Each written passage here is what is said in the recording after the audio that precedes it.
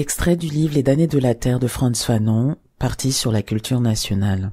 On n'a peut-être pas suffisamment montré que le colonialisme ne se contente pas d'imposer sa loi au présent et à l'avenir du pays dominé. Le colonialisme ne se satisfait pas d'enserrer le peuple dans ses mailles, de vider le cerveau colonisé de toute forme et de tout contenu. Par une sorte de perversion de la logique, il s'oriente vers le passé du peuple opprimé, le distord, le défigure, l'anéantit. Cette entreprise de dévalorisation de l'histoire d'avant la colonisation prend aujourd'hui sa signification dialectique. Quand on réfléchit aux efforts qui ont été déployés pour réaliser l'aliénation culturelle si caractéristique de l'époque coloniale, on comprend que rien n'a été fait au hasard et que le résultat global recherché par la domination coloniale était bien de convaincre les indigènes que le colonialisme devait les arracher à la nuit. Le résultat consciemment poursuivi par le colonialisme était d'enfoncer dans la tête des indigènes que le départ du colon signifierait pour eux retour à la barbarie, encanaillement, animalisation.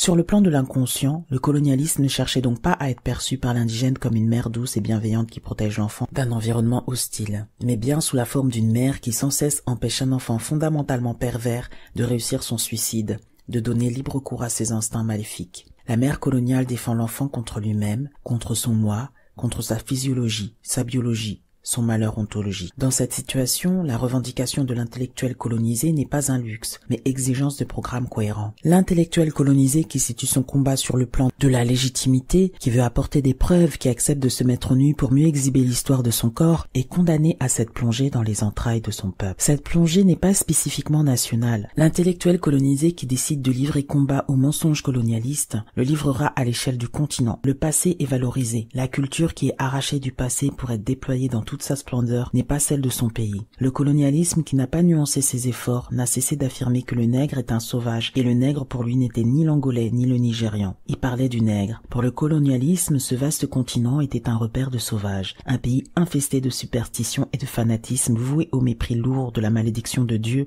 pays d'anthropophages, pays de nègres. La condamnation du colonialisme est continentale. L'affirmation par le colonialisme que la nuit humaine a caractérisé la période anticoloniale concerne l'ensemble du continent africain. Les efforts du colonisé pour se réhabiliter et échapper à la morsure coloniale s'inscrivent logiquement dans la même perspective que celle du colonialisme. L'intellectuel colonisé qui est parti très loin du côté de la culture occidentale et qui se met en tête de proclamer l'existence d'une culture ne le fait jamais au nom de l'Angola ou du Dahomey. La culture qui est affirmée est la culture africaine. Le nègre qui n'a jamais été aussi nègre que depuis qu'il est dominé par le blanc, quand il décide de faire preuve de culture, de faire œuvre de culture, s'aperçoit que l'histoire lui impose un terrain précis, que l'histoire lui indique une voie précise et qu'il lui faut manifester une culture nègre.